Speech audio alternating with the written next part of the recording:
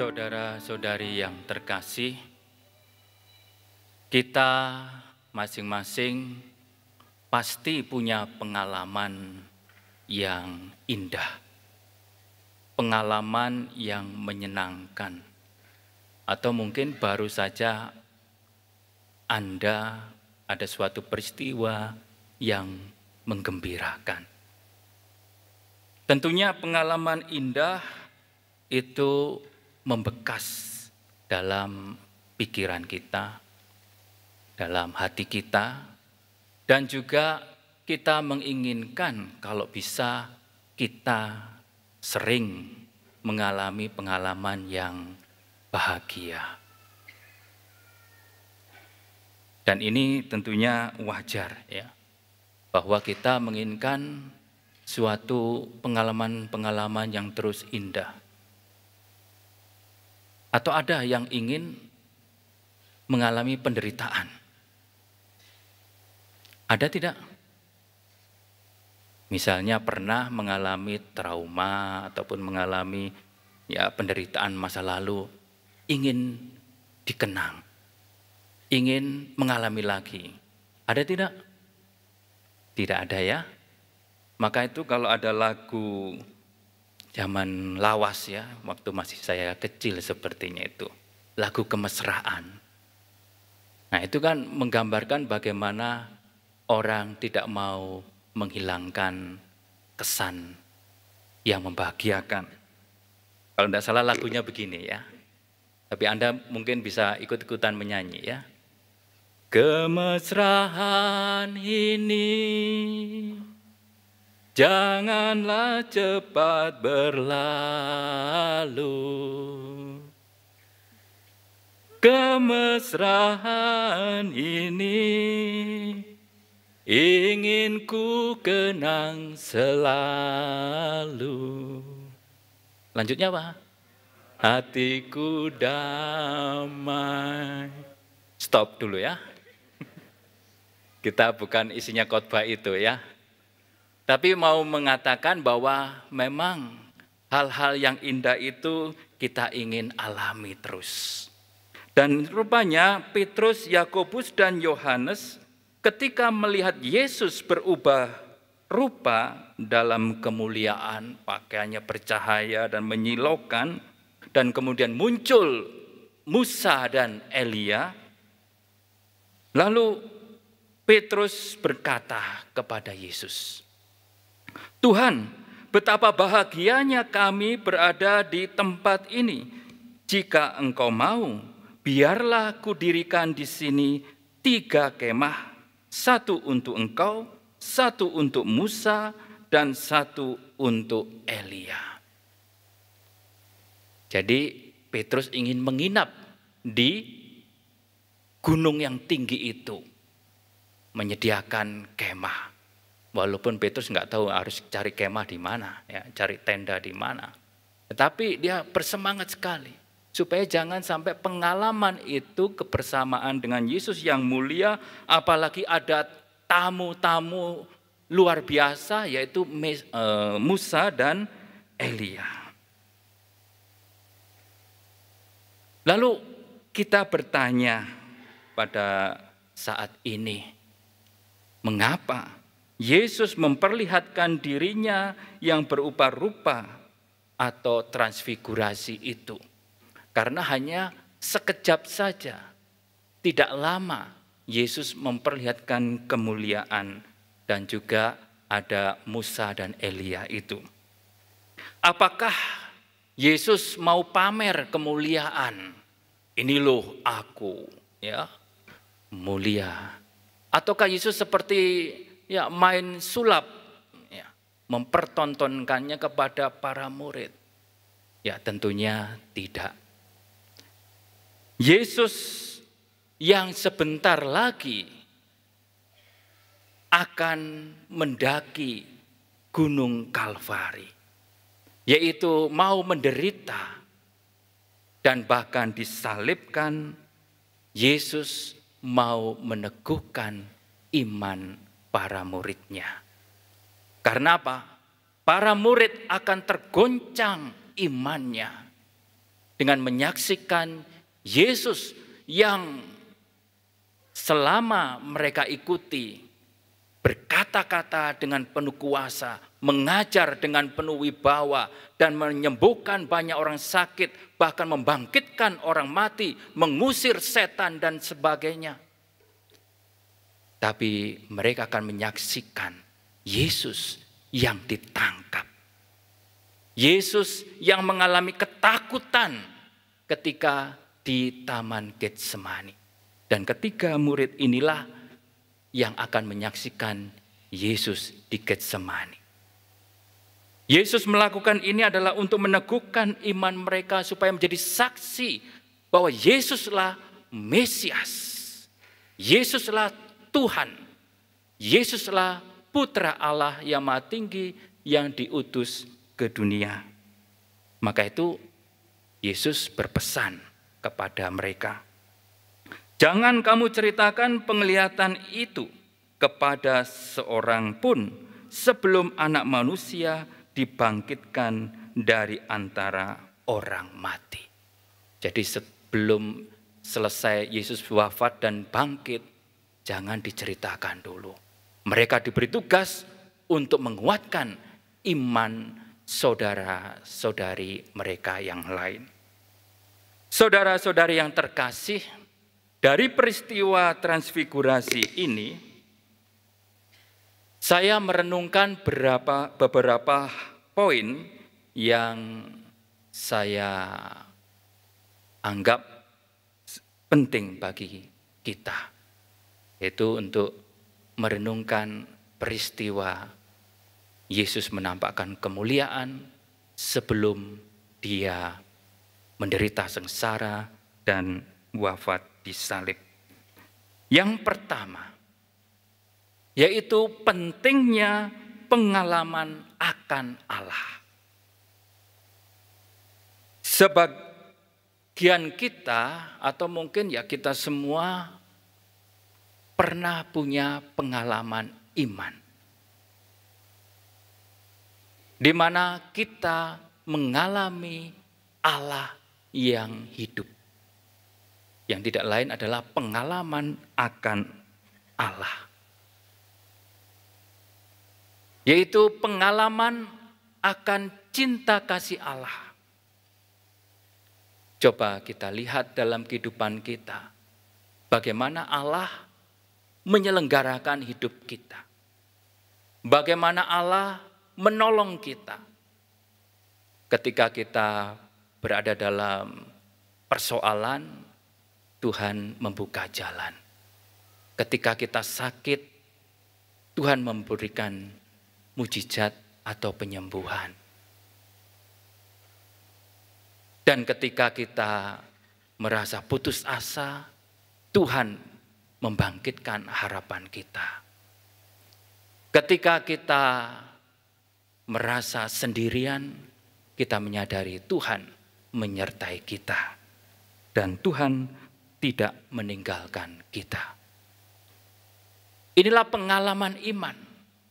Semoga kita semua di sini masing-masing punya pengalaman iman ini, yaitu pengalaman akan kasih Allah, di mana kita menyadari bahwa Allah sungguh mengasihi saya.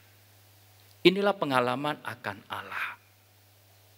Jadi pengalaman akan Allah itu bukan berarti harus melihat penampakan-penampakan atau vision-vision tentang Tuhan, mendengar suara Tuhan.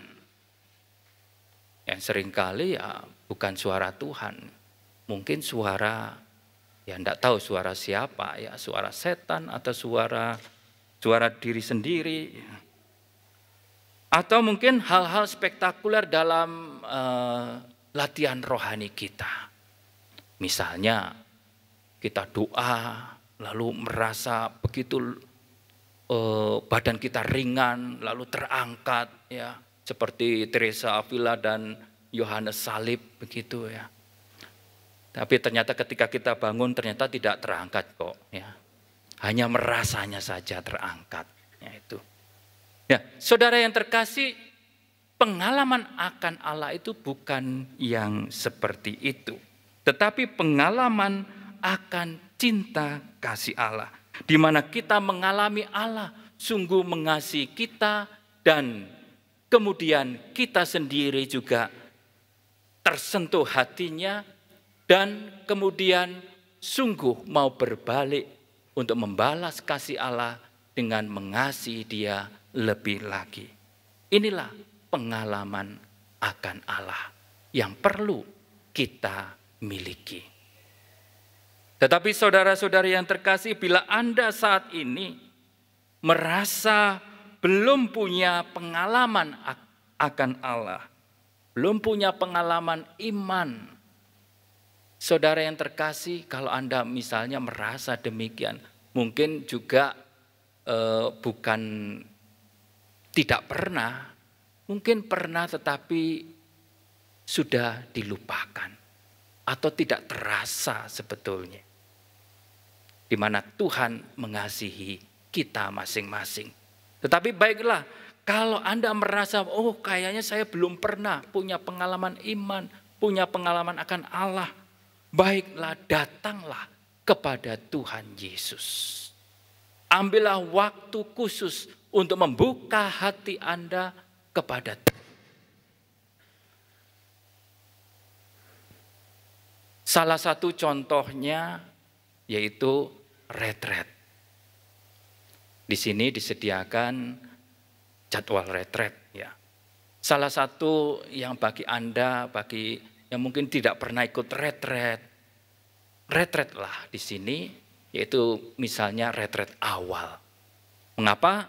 Karena dalam retret awal itu kita disadarkan akan kasih Tuhan, akan Yesus yang menyelamatkan kita, dan Yesus yang dapat memperbarui kita, mengubah hidup kita. Dan kemudian di dalam puncak retret awal, yaitu didoakan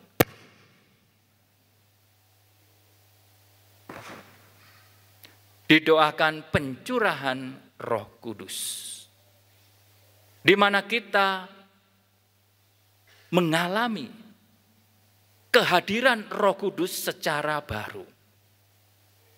Kita yang sudah dibaptis menerima Roh Kudus, yang mungkin kita sendiri tidak sadar, atau juga karena dosa-dosa atau kesibukan kita sehingga tidak menyadari kehadiran Roh Kudus.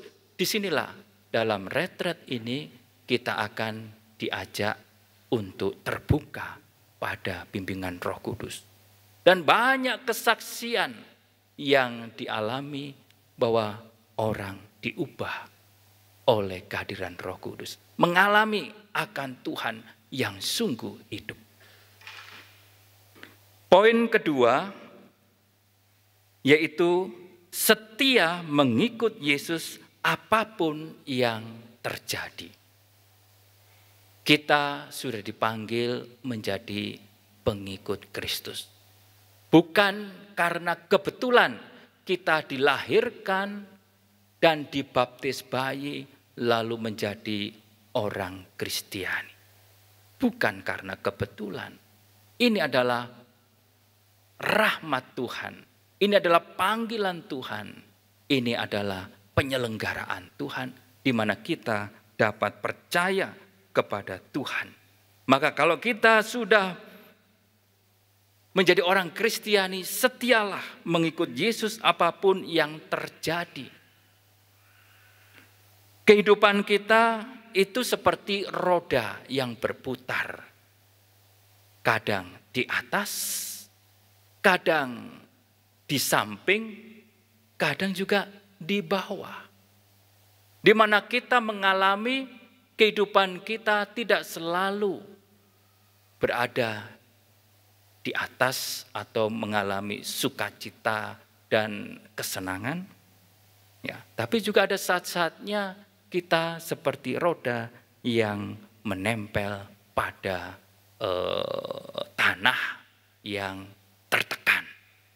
Ya.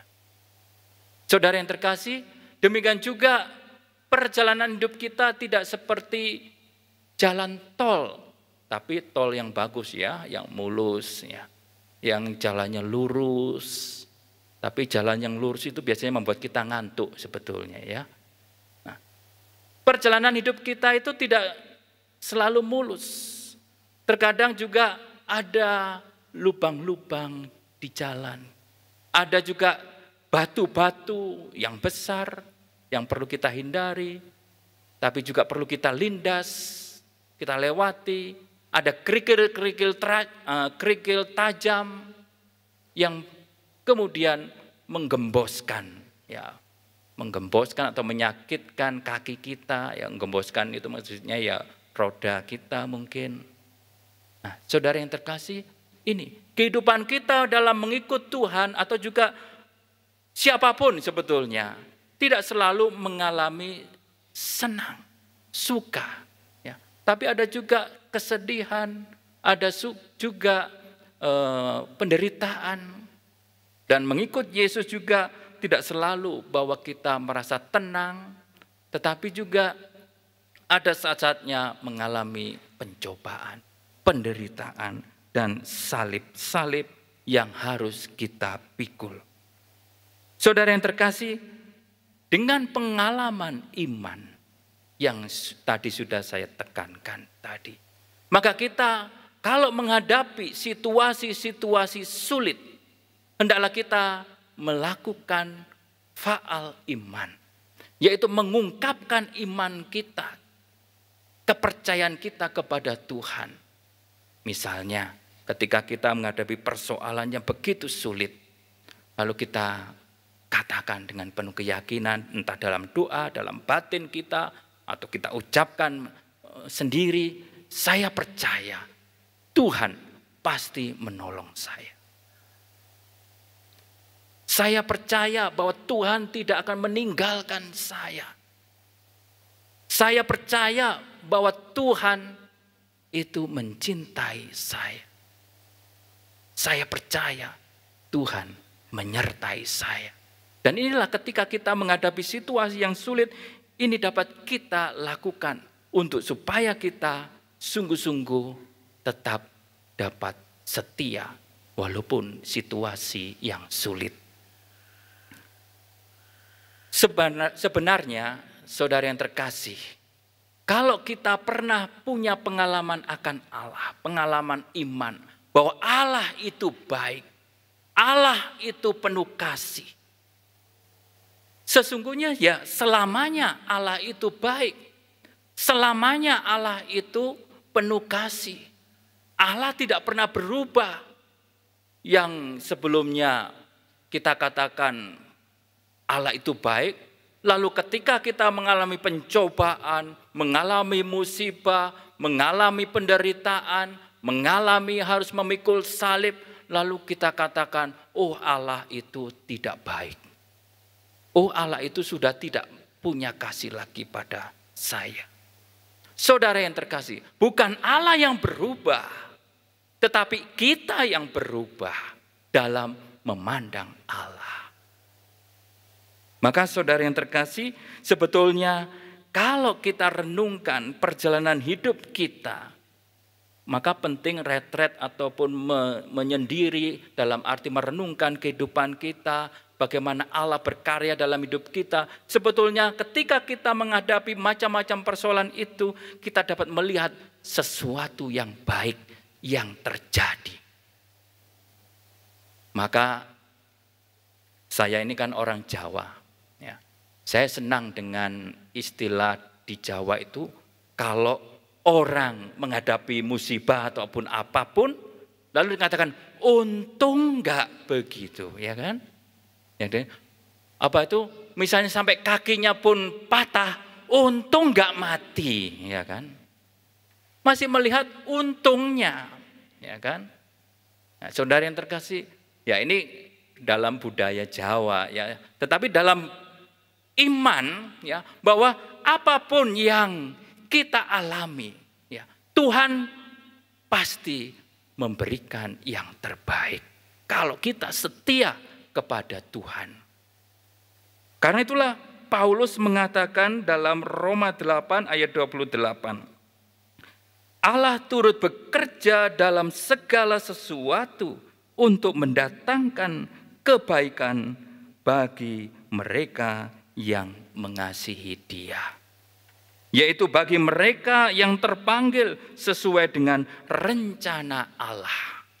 Jadi Allah turut bekerja dalam segala sesuatu. Maksudnya bahwa dalam suka, dalam duka, dan terutama dalam sengsara dan penderitaan, Allah pun dapat mendatangkan kebaikan. Allah dapat mendatangkan keselamatan. Allah dapat mendatangkan kebahagiaan. Karena apa? Karena Allah Maha Kuasa. Kalau Allah hanya dapat mendatangkan kebaikan dalam situasi-situasi yang baik saja, itu bukan Allah yang Maha Kuasa. Itu sudah normal. Ya kan? Tetapi Allah kita, Allah yang hidup, dapat mendatangkan kebaikan dalam segala peristiwa hidup kita. Maka saudara yang terkasih, ketika kita mengalami penderitaan, pencobaan, dan memikul salib-salib berat kita, hendaknya kita tetap setia mencintai Allah. Maka Allah akan mendatangkan kebaikan, mendatangkan rahmat, bahkan berkat yang tidak terpikirkan sebelumnya. Poin ketiga, yaitu salib harus dipikul bila ingin mulia. Kebetulan jam saya mati, jadi saya tidak tahu berapa lama saya khotbah ya. Jadi saya lihat belum berubah jam saya ya. Salib harus dipikul bila ingin mulia. Kita harus belajar dari Tuhan Yesus. Yesus mengalami kemuliaan kebangkitan justru setelah Dia melewati jalan salib, penderitaan, dan kematian. Salib memang adalah suatu tragedi pada waktu itu. Tempat hukuman bagi para penjahat, bahkan dianggap sebagai kebodohan. Namun oleh Kristus, salib diubah menjadi lambang kemenangan, mendatangkan kemuliaan dan kebangkitan. Saudara, pernah kan nonton film Exorcist, ya kan? Itu kan. Salib ternyata dapat menakutkan setan-setan, ya kan? Saudara, jadi karena itu kita jangan takut salib. Kalau kita takut salib, kita itu sama dengan enggak lah ya. Saudara, salib itu lambang kemenangan. Di balik salib masih tersimpan sebuah kemuliaan, kejayaan, dan kemenangan. Dan inilah hebatnya Tuhan kita Yesus Kristus. Maka bersyukurlah kalau kita sudah menjadi orang Kristiani. Jangan pindah ke lain hati. Ya. Saudara, kita memikul salib itu artinya segala penderitaan yang kita tanggung, kita terima karena mengikut Yesus. Karena kita melaksanakan perintah-perintah Tuhan kita. Lalu kita harus menanggung yaitu penderitaan. Nah inilah salib. Maka pikulah salib dengan cinta kepada Yesus. Karena Yesus lebih dahulu memikul salib untuk kita. Karena apa? Dia mencintai kita. Bahkan bukan hanya dipikul oleh Yesus. Yesus sendiri disalibkan di atas kayu salib. Karena cintanya kepada kita. Maka kalau kita menderita, lalu kita persembahkan ya, penderitaan kita karena memikul salib itu, yaitu untuk silih atas dosa-dosa kita, saya yakin bahwa kita semua orang berdosa, kan? Termasuk saya, ya. Kita berdosa. Maka kita kalau memikul salib karena mengikut Yesus, kita persembahkan untuk silih atas dosa-dosa kita. Dan juga kita dapat persembahkan untuk silih atas dosa-dosa orang lain. Pertobatan dunia, pertobatan keluarga kita, bahkan mungkin pertobatan orang-orang yang menyakiti kita, yang memusuhi kita. Ya. Ini juga ajaran Yesus, kasihlah musuhmu juga. Maka dengan memikul salib kita persembahkan kepada Tuhan, maka ini akan membuat kita semakin memikul salib dengan sukacita, dengan gembira, dengan bahagia, bukan dengan mengeluh. Dan inilah rahmat yang menyertai orang yang memikul salib dengan cinta. Kita juga belajar dari Yesus yang walaupun dia adalah putra terkasih Bapa, tetapi sama sekali tidak berarti bahwa Yesus dibebaskan dari penderitaan. Bapa mengasihi putra. Tetapi justru Bapa mengutus putranya ke dunia. Yaitu untuk apa? Untuk menebus dosa manusia. Dengan cara apa? Dengan cara disalibkan, dengan cara mati, dengan cara dibunuh. Dan ini adalah kehendak Bapa. Padahal dia adalah putranya yang terkasih. Putra tunggal yang terkasih. Nah, di sini kita melihat bagaimana peristiwa salib yang dialami Yesus. Bahwa Bapa tidak berarti kurang mencintai Yesus sehingga sampai dia menyuruh Yesus turun ke dunia dan sampai mati di salib. Bukan berarti Bapa kurang mencintai Yesus atau berubah menjadi berkurang. Tidak. Dan demikian juga Yesus yang mencintai Bapa. Tetapi kehendak Bapa adalah bahwa Yesus harus menderita dan disalibkan. Ketika di Getsemani, Yesus sampai berdoa, ya, biarlah piala ini berlalu daripadaku.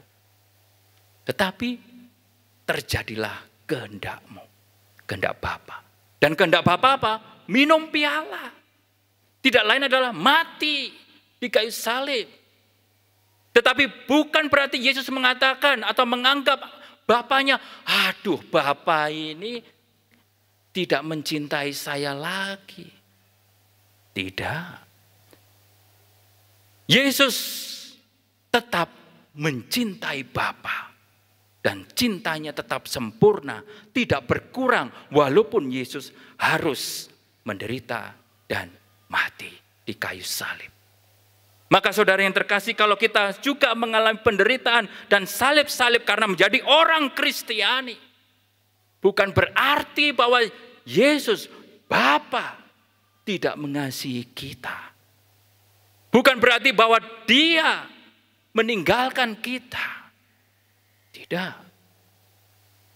Tetapi justru melalui salib itu, seperti yang sudah dilakukan Yesus, diubah memperoleh kemuliaan. Demikian juga kalau kita menanggung salib-salib kita sebagai orang Kristiani, kita akan memperoleh kemuliaan, kemenangan. Saudara-saudari yang terkasih, masih poin terakhir, jam saya masih tetap, ya. Perjalanan iman kita mengikuti Tuhan Yesus pada umumnya itu turun naik, itu pada umumnya. Tapi ada juga yang terus naik, tapi itu ya enggak tahu. Maka saya tanya kepada Anda, dalam perjalanan iman Anda mengikut Yesus sampai sekarang ini, banyak naiknya atau turunnya? Hah? Yang merasa bahwa banyak naiknya, coba angkat tangan. Ya. Yang banyak turunnya coba angkat tangan. Yang tidak angkat tangan nih ngapain? Datar ya. Nah, turun naik katanya ya. Nah itu, oke lah ya. Baik saudara-saudari yang terkasih. Ya. Atau mungkin kalau kita lihat ya, apakah dalam mengikut Yesus ini kita lebih banyak bersemangatnya atau banyak loyonya? Semangat kata Romo Yosef ya. Wah, semangat ya. Puji Tuhan ya kalau semangat ya. Tetapi saudara yang terkasih, disinilah memang keadaan kita ya, terkadang bersemangat, kadang loyo ya. Dan kita mengharapkan ketika kita mengalami loyo, mengalami kurang semangat, mengalami turun iman kita, kita mengharapkan ada pencerahan. Kita mengharapkan ada seperti melihat kemuliaan Tuhan. Seperti para murid melihat, waduh betapa bahagianya kami di tempat ini. Kita menginginkan pengalaman iman yang dapat membangkitkan iman kita dalam mengikut Yesus. Tetapi mungkin kita kok rasanya enggak mendapatkan yang namanya pencerahan iman. Kok rasanya iman kok semakin berat? Ya, saudara yang terkasih. Mungkin kita juga mengalami seperti itu. Baiklah kita refleksi diri. Ada gambaran yang mungkin dapat menyadarkan kita. Yaitu dalam Injil Lukas pasal 9 ayat 32, dalam kisah transfigurasi, dalam cerita yang sama dikatakan demikian ya. Sementara itu Petrus dan teman-temannya telah tertidur, dan ketika mereka terbangun, mereka melihat Yesus dalam kemuliaannya. Nah, ini ada yang menafsirkan demikian ya. Jadi kalau murid-murid itu tetap tertidur, bisa melihat kemuliaan Tuhan atau tidak? Tidak, karena tidur. Ya. Apalagi kalau tidurnya pula sampai ngorok, rok ya. Ya kan? Tetapi ketika mereka bangun, ya, mereka melihat kemuliaan Tuhan. Bahkan ada Musa dan Elia. Saya mau mengatakan apa? Bahwa mungkin ketika kita kok rasanya iman kita ya begitu-begitu saja, atau bahkan semakin kering iman kita dalam mengikuti Yesus, mungkin kita sedang tertidur. Ya.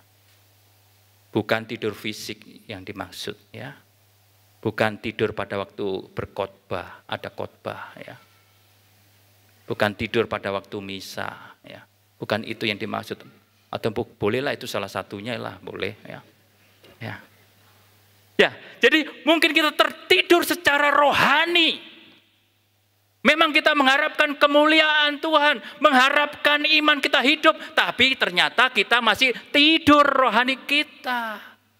Di mana pikiran kita tersibukkan, atau bahasa Indonesia disibukkan, atau juga menyibukkan dengan segala macam perkara, sehingga tidak pernah memikirkan Tuhan, atau jarang memikirkan Tuhan, atau tidak sepenuh hati memikirkan Tuhan. Inilah tertidur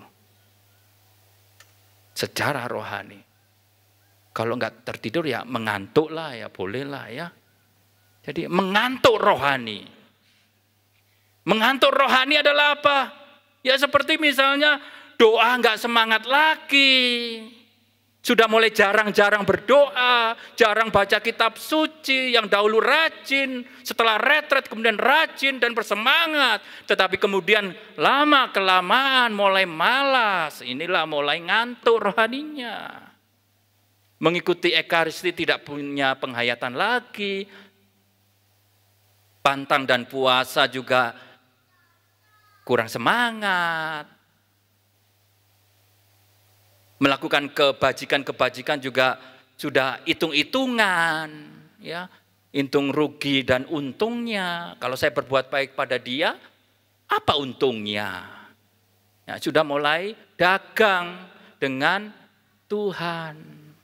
Nah, saudara yang terkasih, inilah ya seorang yang tertidur rohaninya, seorang yang mengantuk rohaninya. Maka saudara yang terkasih, untuk kita dapat melihat kemuliaan Tuhan, supaya iman kita bersemangat, kita harus bangun rohani kita. Ya, jangan tertidur, jangan ngantuk, bangun. Nah, ditegaskan itu ya. Bangun ya. Maka saudara yang terkasih, mari kita bangun rohani kita. Kita mohon Roh Kudus supaya Roh Kudus itu membangunkan rohani kita yang tertidur, yang mengantuk. Untuk mengaktifkan kita, semangat kita, maka kita harus datang kepada Tuhan dan berdoa mohon Roh Kudus. Maka Tuhan akan menampakkan kemuliaannya kepada kita. Tuhan memberkati.